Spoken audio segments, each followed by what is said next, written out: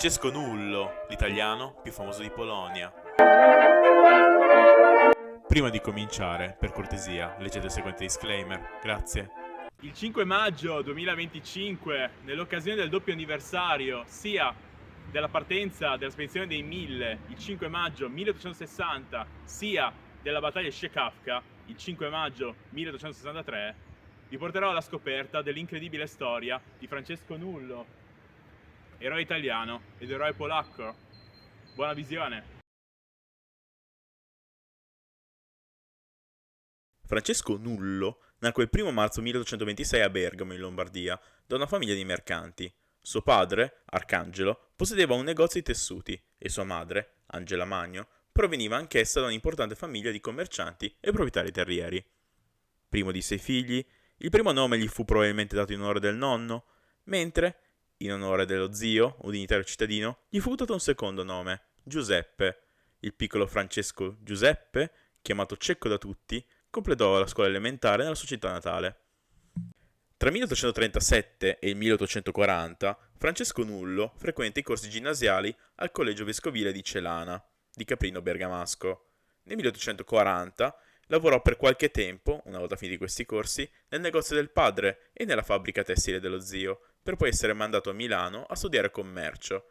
Era ovvio che, essendo uno dei figli maggiori, avrebbe poi preso in mano la prospera attività del padre. Nel 1847 completerà i suoi studi a Milano, studiando diritto mercantile, scienze applicate e disegno. Possiamo solo supporre che trascorresse molto tempo tra i giovani studenti patriottici e che, come altri coetanei, fosse ospite nei caffè milanesi, dove i giovani discutevano animatamente di questioni politiche. Era pur sempre il 1847 e Milano, come Bergamo, era parte del regno lombardo-veneto. Dopo il 47, logicamente, viene il 48 e il 48 del XIX secolo è un anno importante nella storia, l'anno dei moti, l'anno delle rivoluzioni, l'anno dei desideri di indipendenza dai domini assoluti europei e l'anno di tante rivolte. Tra i moti più importanti, sicuramente più memorabili del 48 europeo, si ricordano sicuramente le 5 giornate di Milano tra il 18 e il 22 marzo del 48. I milanesi insorsero contro le truppe austriache, dando inizio a violenti scontri. Dopo 5 giorni di resistenza, gli austriaci, indeboliti, furono costretti a ritirarsi temporaneamente. Le 5 giornate non portarono purtroppo a una liberazione duratura, infatti gli austriaci riconquistarono Milano nel luglio del 48, tuttavia questi eventi stimolarono il movimento risorgimentale che contribuì più avanti alla riunificazione dell'Italia nel 1861. Durante queste 5 giornate, Francesco Nullo, assieme ai suoi fratelli Giuseppe e Ludovico, è tra i primi bergamaschi ad accorrere in aiuto degli insorti di Porta Tosa Milano e, durante l'assalto, fu ucciso il fratello di Francesco, Luigi Nullo, che in precedenza era stato ferito a una gamba. Con il ritiro delle truppe dalla città di Milano, in seguito alla fine delle 5 giornate, si creò un vuoto di potere, un vuoto immediatamente sfruttato dal Regno di Sardegna, il quale dichiarò guerra all'impero austriaco. Questa guerra, la prima guerra di indipendenza italiana, terminò con una sonora sconfitta piemontese, soprattutto dopo le battaglie di Custoza e di Novara, dove il feldmaresciallo austriaco Radetzky sbaragliò l'avversario. Questa sconfitta piemontese portò alla restaurazione del dominio austriaco soprattutto nelle città insorte come Milano e Venezia. Durante la prima guerra di indipendenza, Francesco Nullo, ormai 22enne, decise di arruolarsi tra i volontari lombardi. Nullo, come tanti giovani patrioti italiani di quell'era, nutriva profonda stima ed ammirazione per la figura di Giuseppe Garibaldi, il capo delle camicie rosse, e non appena sarebbe stato possibile riprendere la lotta per la sacra causa della patria, lui sarebbe stato al suo fianco. Questa attesa non terminò ad arrivare, in quanto il 9 febbraio 1849 ci fu un'altra insurrezione in Italia, un altro moto rivoluzionario. In questo caso si parla della Repubblica Romana, quella del 1849. La Repubblica Romana del 1849, nata poco prima della seconda fase della prima guerra di indipendenza italiana, di fatto nacque a causa del crescente malcontento contro il governo papale. La causa principale fu la resistenza contro il Papa Pio IX, accusato di essere assolutista e di allearsi con potenze straniere, come appunto l'Austria. Nei pochi mesi di esistenza della Repubblica Romana del 1849, accorse a Roma praticamente chiunque, sia dall'Italia, figure importanti come Mazzini, Garibaldi e tanti altri ancora, e anche dall'estero, soprattutto anche dalla Polonia. Dalla Polonia arrivarono circa 120 volontari polacchi, molti dei quali si aggregarono nella legione intitolata ad Adam Mickiewicz, probabilmente l'autore polacco più importante di tutti i tempi. Oltre alla legione di Adam Mickiewicz, a Roma c'era un altro polacco, Aleksander Iseschmidt de Milbitz, che divenne generale sotto le truppe di Garibaldi e si attuò per difendere, purtroppo futilmente, le difese repubblicane. Dico futilmente perché ci fu una repressione dopo da parte dei francesi che portò alla restaurazione del potere temporale del Papa. Lo stesso Iseschmidt, poi, qualche anno dopo, divenne generale dei volontari di Garibaldi durante la spedizione dei Mille e contribuì alla riunificazione d'Italia. Ad oggi una sua targa è ben visibile in quel di Torino, in via Montebello 19. In tutto questo Francesco Nullo arrivò, durante la Repubblica Romana, solo 2 mesi prima della sua caduta, il 17 maggio 1849, con un contingente più numeroso, comandato dal colonnello Angelo Masina. Nullo fece parte di uno squadrone di cavalleria composto per lo più da giovani provenienti dal nord Italia, che portavano il nome altezzoso di Lancieri della Morte. Questi si distinguevano per il loro equipaggiamento uniforme ornato, indossando uniformi grigie con galloni neri ed enormi compricapi con zucchetti e con lunghe cappe bianche sulle spalle.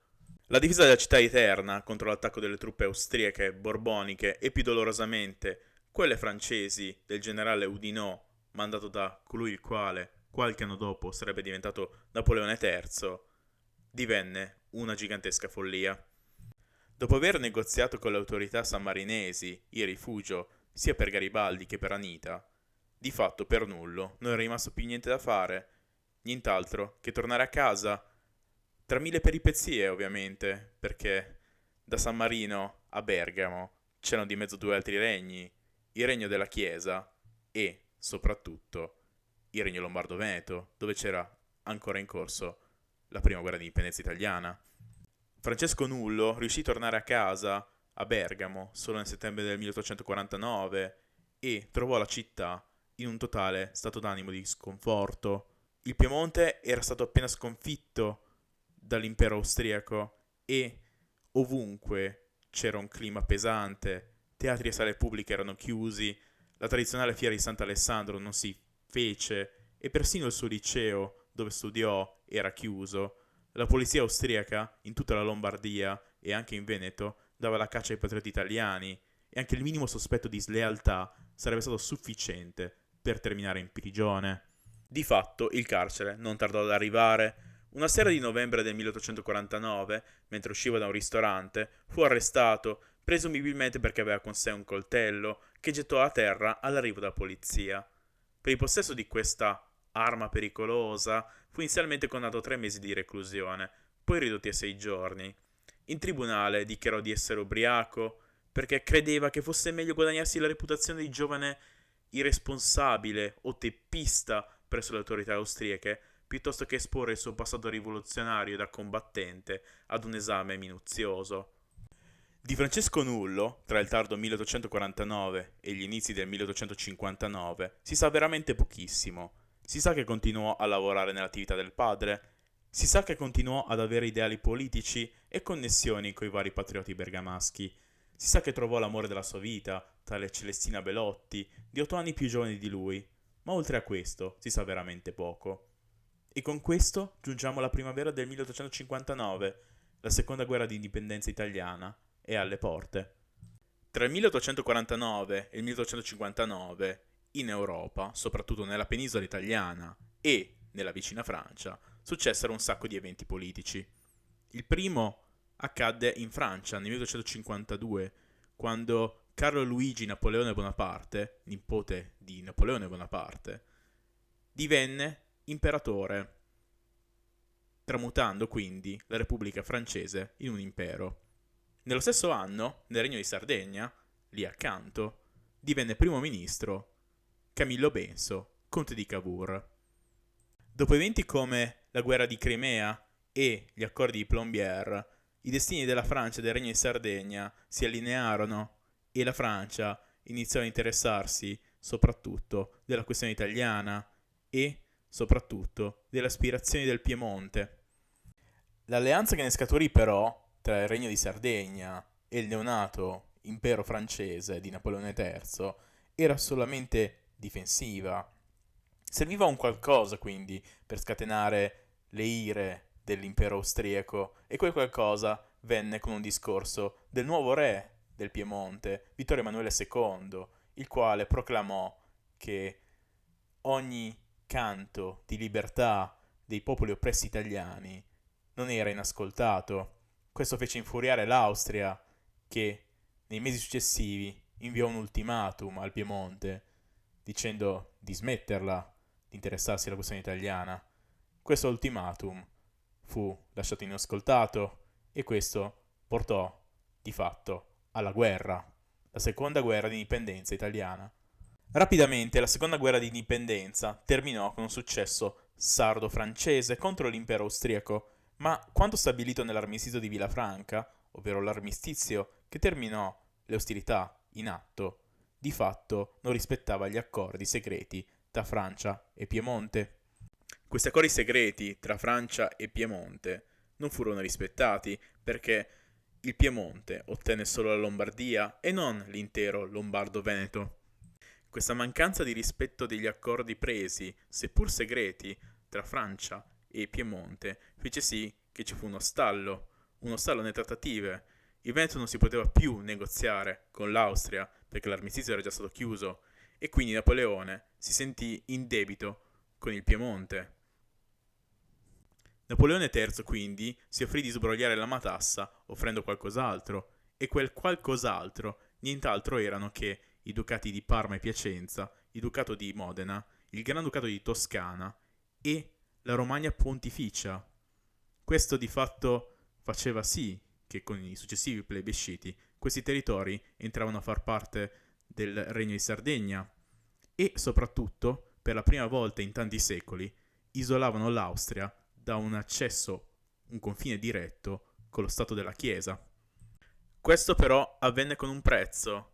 Nizza e Savoia, territori del Regno di Sardegna, divennero francesi. Ma in tutto questo immagino vi starete chiedendo, ma quindi cosa fece Francesco Nullo in questa seconda guerra di indipendenza italiana? Francesco Nullo fece parte del corpo di volontari dei cacciatori delle Alpi, guidati da Giuseppe Garibaldi, e si distinse particolarmente in due azioni. La prima, la battaglia di San Fermo, vicino a Como, dove riuscì tra le altre cose a catturare un capitano austriaco, e la seconda fu un'incursione col suo amico Antonio Curo, un altro bergamasco, in quel di Bergamo, oltre le linee nemiche, per dare una serie di informazioni precise e dettagliate sulle posizioni degli austriaci nella città bergamasca. Francesco Nullo, inoltre, fu decisivo con questa sua seconda azione nel rivelare il posizionamento delle truppe austriache nella città orobica, agevolando i cacciatori delle Alpi, guidati da Garibaldi e coadiuvati da Gabriele Camozzi, bergamasco, alla liberazione della città dal dominio austriaco. Dopo questi eventi del tardo 1859 e dei primi del 1860, nessuno si poteva mai aspettare quale potesse essere la primavera del 1860, e questa iniziò con la rivolta della Gancia, in Sicilia. La primavera del 1860 iniziò con la rivolta della Gancia nell'aprile del 1860 a Palermo, anche figlia dei moti di Palermo del 1848. Purtroppo questa finì con una repressione da parte del governo borbonico e di fatto tutto rimase così come era. Però il malcontento sociale in Sicilia era palese. In tutto questo, il fallimento della rivolta della Gancia e la sconfitta degli insorti fece rumore, e questo rumore arrivò nel Regno di Sardegna, il quale non fu sordo di fronte al grido di altri italiani che erano sconfitti ed oppressi evidentemente, da un altro governo assolutista. Questo grido di dolore venne ascoltato soprattutto il regno di Sardegna, il quale però non voleva impegnarsi militarmente direttamente in un'altra guerra contro il regno delle due Sicilie, nonostante le potenze internazionali ne sarebbero state neutrali. Questo regno, tra l'altro, non confinava ancora territorialmente con il regno di Sardegna, a causa dello stato della Chiesa, che di fatto era situato in mezzo. Quindi in Piemonte decisero di scegliere internamente di mandare un gruppo di volontari a cui fu messo capo, ovviamente, Giuseppe Garibaldi. Questi erano per lo più volontari che combatterono in ausilio nelle precedenti due guerre di indipendenza e solo pochi di essi erano soldati disertori dell'esercito regio sabaudo o dei cacciatori delle Alpi stessi. Tra di essi e tra i 1089 che partirono da Quarto e sbarcarono a Marsala, ovviamente non mancava Francesco Nullo ed altri bergamaschi che conosceva, in quanto ex compagni di Ventura oppure perché arruolati direttamente da lui. Francesco Nullo fu di fatto uno dei tre bergamaschi che spinse di più i concittadini e i suoi conterranei ad arruolarsi nell'impresa. Alla fine i bergamaschi che si unirono furono 179 dei 1089 totali che vennero da tutta Italia per cercare di unificare l'Italia, ragion per cui ancora oggi abbiamo Bergamo con l'appellativo della città dei mille, e questo lo dobbiamo in parte anche a Francesco Nullo.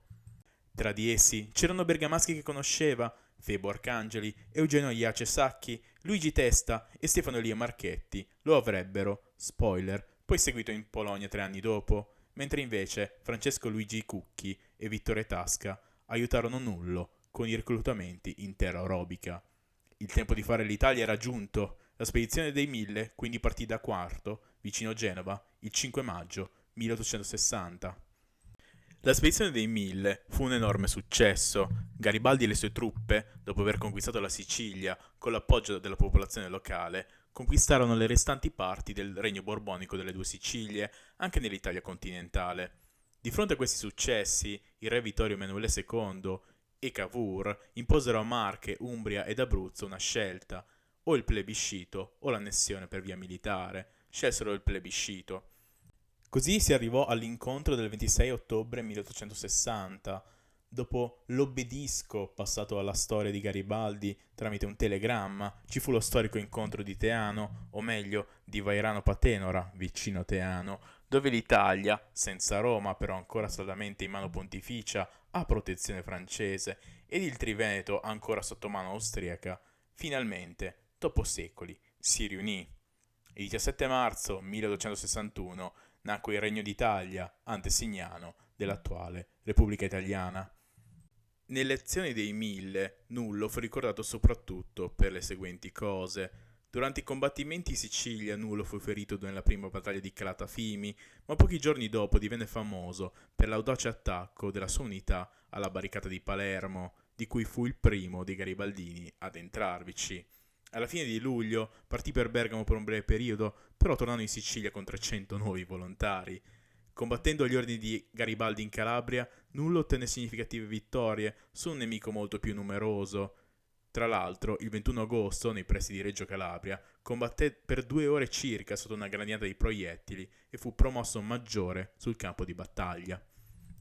L'unico vero grande errore, forse, della carriera militare di Francesco Nullo, oltre a quello che poi gli costò la morte in Polonia, fu la battaglia di Pettorano, il 17 ottobre 1860.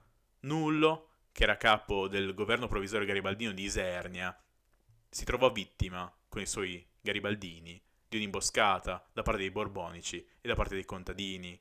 Nullo, fortunatamente, scampò al massacro. Dopo la riunificazione, di fatto, molti dei garibaldini tornarono a casa, Garibaldi andò a Caprera e Nullo tornò a Bergamo e riprese il suo lavoro tessile. Ma in tutto questo, moltissimi dei garibaldini non accettarono il fatto che l'Italia non fu completata nella sua riunificazione e di fatto rimasero fuori Roma ed il Triveneto. Nella primavera del 1862 il governo, per placare i timori dell'Austria di una prospettiva di una continuazione della guerra di indipendenza dell'Italia sul Triveneto, arrestò Nullo con false accuse, accusandolo di aver organizzato una spedizione in Trentino e di aver raccolto armi a Sarnico, vicino a Bergamo, e lo imprigionò a Brescia. Tuttavia la popolazione bresciana organizzò manifestazioni così violente davanti al carcere, gridando "Vogliamo Nullo", che il governo dovette rilasciarlo presto, temendo gravi rivolte. Appena liberato, Nullo si reca da Garibaldi, che intende fare una spedizione disperata al grido di "O Roma o morte". Ripartiti da Caprera verso il sud, con l'intento di ripetere la vittoriosa spedizione dei 1000 di soli 2 anni prima, trovarono però la resistenza dell'esercito regio italiano. Nella sfortunata battaglia dell'Aspromonte, di fatto terminata quando Garibaldi fu ferito ad una gamba, esattamente quell'evento famoso di cui quasi ogni italiano conosce l'omonima filastrocca, Nullo è nello staff del comandante. Nullo, assieme ad altri volontari, prese in braccio il ferito Garibaldi e condusse trattative con il comandante delle truppe regie, Pallavicini. Poi finì imprigionato insieme a Garibaldi e ad altri 1907 garibaldini. Questi vennero amnistiati alla prima occasione possibile, il matrimonio di Maria Pia di Savoia, figlia di Vittorio Emanuele II, con il re del Portogallo il 5 ottobre del 1262.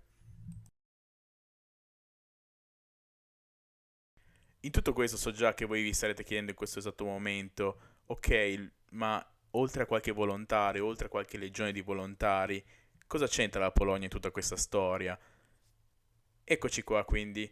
Dovrò spiegare il background della Polonia in pochi minuti, dal 1750 al 1863. So che sarà molto difficile, ma proverò a fare del mio meglio. Ovviamente il mio consiglio è, oltre a questo video, di informarvi separatamente e di consultare altre fonti qualora ritenete necessario.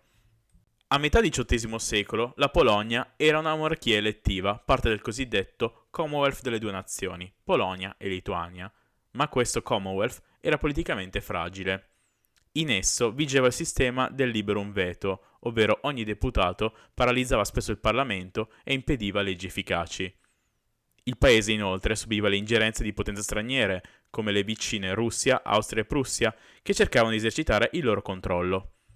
Nonostante la Polonia del tempo fu quasi immune alle conseguenze della guerra dei 7 anni, che toccarono i territori attuali della Polonia, ma parte della Prussia, di fatto la Polonia non se la passava bene.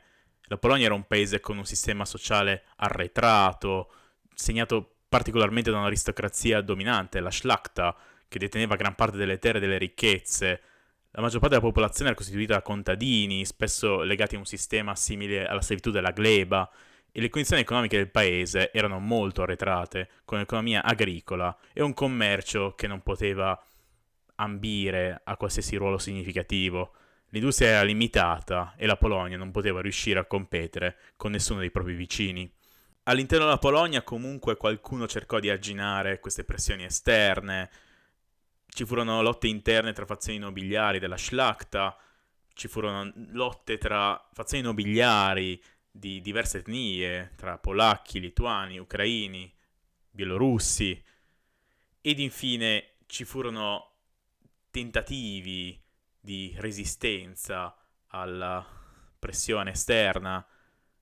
Si menziona soprattutto 2 tentativi principali: la Confederazione di Bar del 1768, che cercò di preservare l'indipendenza polacca, ma di fatto riuscì a favorire l'ingerenza straniera, e soprattutto il più grande tentativo di riforma dell'epoca, la Costituzione del 3 maggio 1791, la prima Costituzione della storia europea, che però non stabilizzò il paese perché non fu supportata dalle potenze straniere, che pensarono che questo era un atto troppo avanti col tempo, e soprattutto dai nobili della Szlachta, che volevano mantenere i propri privilegi. Seguirono quindi le 3 spartizioni della Polonia, la prima nel 1772, che ridusse drasticamente il territorio del Commonwealth polacco-lituano, e le altre 2 negli anni 90 del XVIII secolo, nel 1793 e 95. Nonostante la rivoluzione di maggio tentò un ultimo disperato tentativo, la Polonia, di fatto, fu completamente spartita. In questo esatto momento, la Polonia, come entità statale, a fine XVIII secolo, non esiste più. E in questo esatto momento, sempre in Europa, un altro evento storico di portate enormi sta succedendo. È appena finita la rivoluzione francese e un giovane generale stava scalando i ranghi. Il suo nome era Napoleone. Napoleone Bonaparte nel 1797 era solo un giovane e ambizioso generale francese della Francia post-rivoluzione, In 18 anni, fino al 1815, divenne fondamentalmente l'uomo più potente al mondo, a capo dell'impero francese. Tra le moltissime cose per cui viene ricordato, nel 1697 fu convinto da tale Jan Henryk Dąbrowski ad accogliere i polacchi nelle sue forze, creando una legione in Italia. Le legioni polacche combatterono al fianco delle forze francesi durante le guerre contro la seconda coalizione, specialmente contro Austria e Russia. Il loro scopo in Italia era doppio: combattere nelle guerre napoleoniche e, al contempo, lottare per l'indipendenza della Polonia, anzi, la sua restaurazione. Nella fila delle legioni polacche, principalmente menzionerei due personaggi importantissimi della storia polacca: Jan Henryk Dąbrowski, generale capo delle legioni polacche in Italia prima, e dopo leader della resistenza polacca e tra i firmatari della Costituzione del Regno del Congresso. Józef Wybecki, poeta, scrittore e patriota polacco, è celebre soprattutto per essere l'autore del Mazurek Dąbrowskiego, l'inno nazionale polacco. Il testo dell'inno fu scritto nel 1797 a Reggio Emilia, dove tra l'altro c'è una placca in suo onore, mentre le legioni polacche combattevano in Italia sotto il comando di Napoleone. Nel XIX secolo ci furono diversi tentativi di restaurare la Polonia. Il primo col Ducato di Varsavia durante l'era napoleonica, quando la Francia, battendo la Prussia, di fatto creò il Ducato di Varsavia. Questo durò fino alla fine dell'era napoleonica e con il Congresso di Vienna, di fatto, tutto ritornò come prima. Seguì poi il Regno del Congresso, che di fatto ricalcava i confini del Ducato di Varsavia, ma di fatto era un'entità vassalla della Russia. Il re di Polonia era lo zar di Russia, ma nonostante ciò il regno godeva di una certa autonomia, una propria Costituzione e un Parlamento. Tuttavia, la crescente oppressione russa e il controllo assoluto da parte dello zar portarono a un aumento del malcontento tra la popolazione polacca. Il malcontento sfociò nella cosiddetta rivolta di novembre tra il 1830 e il 1831. Le truppe di Ignacy Prądzyński e Józef Kłopecki, di fatto, nonostante le vittorie iniziali, furono schiacciate poi dall'esercito zarista.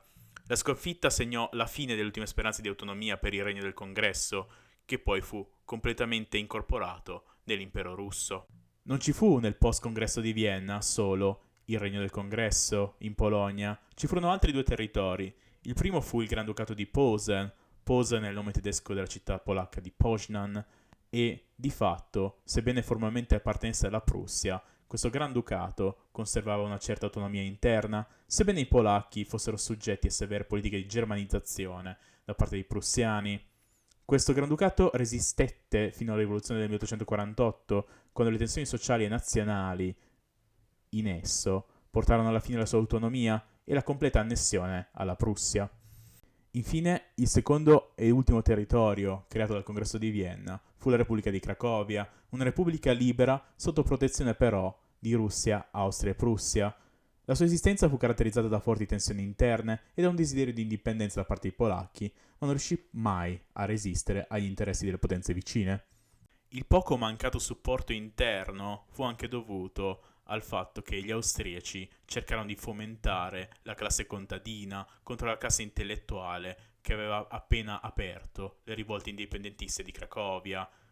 È famosa soprattutto la macellazione galiziana o il massacro della Galizia, detta in polacco Rzeź Galicyjska, ovvero una specie di rivolta contro la szlachta, ovvero la nobiltà polacca, da parte dei contadini, che portò a gigantesche epurazioni, soprattutto nella città polacca di Tarnów.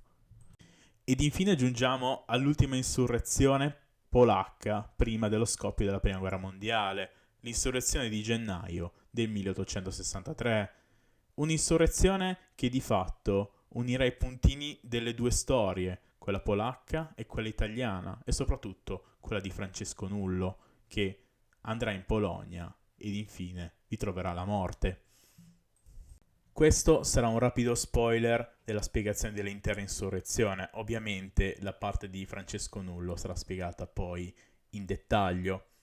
Dopo anni di tentate insurrezioni in Polonia e soprattutto dopo una carta europea che tra le altre cose aveva visto degli sconvolgimenti, uno tra tutti appunto il caso della riunificazione italiana, La crescente consapevolezza nazionale tra i polacchi e la volontà di ottenere l'indipendenza portarono a una serie di proteste e azioni già nel 1861 e 1862, con un esito culminante nel gennaio 1863.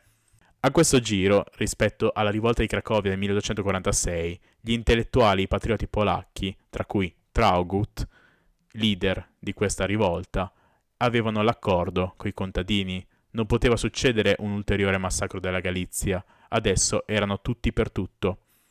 Il tutti per tutto però non diede i risultati sperati. Di fatto, nonostante un enorme supporto popolare, anche influenzato dai vari movimenti risorgimentali che avevano successo, tra i quali quello italiano, portò purtroppo a una repressione zarista brutale e alla sconfitta successiva dell'insurrezione, nonostante le vittorie iniziali polacche. La repressione zarista fu molto brutale in quanto ci furono esecuzioni dei leader come Traugott o deportazioni di tantissime persone in Siberia. Ci fu un rafforzamento della russificazione in Polonia con restrizioni linguistiche e culturali e tutte le problematiche di tipo economico-sociale rimasero lì in essere. Dopo essere tornato in libertà dopo l'amnistia, nei primi mesi del 1863, Nullo scopre la notizia della rivolta in Polonia e soprattutto scopre i primi successi del generale dittatore Langiewicz. Quasi immediatamente Nullo, di fronte alla notizia, fece delle petizioni ai deputati del neonato Regno d'Italia di Bergamo per spingere una petizione sulla questione polacca, perché d'altronde gli eventi in Polonia lo commossero molto. Inoltre si ricordava dei vari compagni polacchi che lo aiutarono e aiutarono l'Italia in generale alla riunificazione. Dalla petizione però si passò presto all'arruolamento di volontari. Tra di essi ce n'erano 5 che furono parte della spedizione dei 1000, lui stesso, Francesco Nullo, Febo Arcangeli, Eugenio Iace Sacchi, Luigi Testa e Stefano Elia Marchetti. Ad essi bisognerebbe aggiungere i sottoposti della Legione di Nullo, Achille Bendi, Giuseppe Clerici, Ambrogio Giupponi, i fratelli Meuli, Giacomo e Lucio, Alessandro Venanzio, Luigi Cairoli. Inoltre, sotto il comando di altre legioni, ci furono anche i seguenti volontari: Battista Belotti, letteralmente il cognato dello stesso Nullo, Stanislao Becchi, Camillo Lencis e Luigi Navone. Tutti questi sono ricordati come i Cavalieri della Libertà. I volontari italiani e quelli di altri stati arrivarono in Polonia non solo a Cracovia, ma anche a Lviv e a Poznan, con le autorità russe, prussiane e austriache in costante contatto tra di loro per evitare che la rivolta peggiorasse. A Cracovia, Nullo fu ospitato nell'appartamento dell'architetto Filip Pokutynski in via Bratska 11, letteralmente accanto alla piazza principale Rynek Główny. Prima di lasciare la città, Nullo redigette un documento, molto simile a un testamento, indirizzato ai suoi compagni italiani. In questo scritto esprimeva il suo impegno per la Polonia e il suo desiderio di lottare per la libertà, invitando a non giudicare l'abbandono dell'Italia e a sostenere la causa polacca, ricordando che, anche in Polonia, il suo ultimo grido sarebbe stato «Viva l'Italia!». Nullo, a capo dei suoi volontari, ottenne il grado di colonnello, pułkownik in polacco, e rispondeva di fatto al giovanissimo ulteriore colonnello polacco Józef Miniewski. Il 2 maggio 1863 la spedizione partì da Cracovia in piccoli gruppi verso un punto di ritrovo a Krzeszowicz, dove il 3 maggio ricevettero armi, munizioni e camicie rosse garibaldine. L'unità marciò attraverso le foreste verso il confine della partizione russa, vicino a Ostrężnica e a Czeszówka. Nella notte tra il 3 e il 4 maggio, le circa 600 truppe, comandate dal colonnello Miniewski, si trovarono, dopo un'estenuante camminata tra colline molto pendenti e la foresta, ad attraversare il confine tra la partizione austriaca e quella russa. Alle 8:30 del 4 maggio 1863, le truppe d'avanguardia, con a comando il colonnello Miniewski, si trovarono in uno scontro con poche truppe russe. Queste si ritirarono e permisero all'intera spedizione di andare avanti verso il villaggio di Shekavka, poco vicino alla città di Olkush. Dopo essersi riforniti di cibo dalla casa padronale di Kshekafka, i 600 uomini si accamparono in una radura vicino alla foresta dell'omonimo villaggio, mentre una leggera pioggerellina cadeva sulla notte fresca. Nel primissimo mattino, l'unità di fanteria russa, trasportata velocemente su carri, arrivò e fu dato ordine agli insorti di svegliarsi. I russi si trovavano a circa 250 metri, separati dagli insorti da uno spazio aperto, ma nessuno delle due parti sembrava intenzionato ad attaccare, con i polacchi che erano nascosti da una fitta foresta e da un terrapieno. Francesco Nullo, appena svegliatosi, si rinforzò quasi subito con un bicchiere di vodka e poco dopo prese il comando dell'ala destra della spedizione, mentre l'ala sinistra era comandata dal conte Chapsky. Da lì a poco cominciò lo scambio di colpi d'arma da fuoco e due volontari, i tenenti Marchetti e Febo Arcangeli, furono feriti. Nullo, temendo un movimento di aggiramento da parte dei russi, decise di attirare il nemico fuori dalla foresta per ingaggiare uno scontro corpo a corpo. Questo purtroppo gli fu fatale. Montò a cavallo, incitando gli insorti con il grido in polacco Naprzód, na banetach. avanti alle baionette, mentre fumava il suo sigaro. La sua spavalderia però finì tragicamente. Un soldato russo colpì il suo cavallo alla gamba, facendolo cadere e trascinandolo con sé. Quando Nullo cercò di liberarsi, fu di nuovo colpito al fianco con un proiettile che gli perforò la cintura e gli colpì il cuore. Le sue ultime parole furono così: Disse "so mort", ovvero son morto, quando lui effettivamente cessò di vivere dopo essere stato sparato per la seconda volta, una volta caduto a cavallo. La battaglia di Kshekavka terminò con una sconfitta da parte degli insorti polacchi e quindi anche della legione di Nullo che faceva parte di essa. Buona parte delle persone che fecero parte degli insorti polacchi e della legione furono o giustiziati o ammazzati sul posto, come tra l'altro Elia Marchetti, che morì qualche giorno dopo, oppure deportati in Siberia.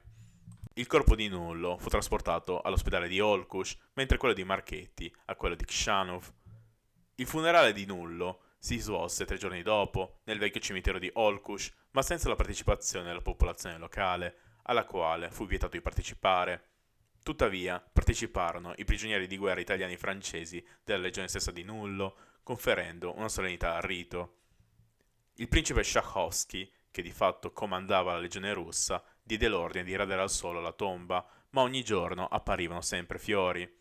Successivamente una nuova tomba, con una croce di legno, fu eretta sul luogo. Pochi giorni dopo, a Cracovia, si tenne una cerimonia funebre alla quale partecipò una grande folla di patrioti polacchi. La cerimonia funebre a Cracovia si svolse nella Kościół Zwiastowania Kapucynów, molto vicina al centro di Cracovia stessa.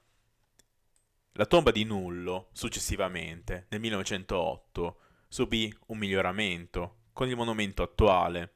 Questo monumento fu ottenuto con una costruzione durante la notte e tramite corruzione delle allora autorità russe.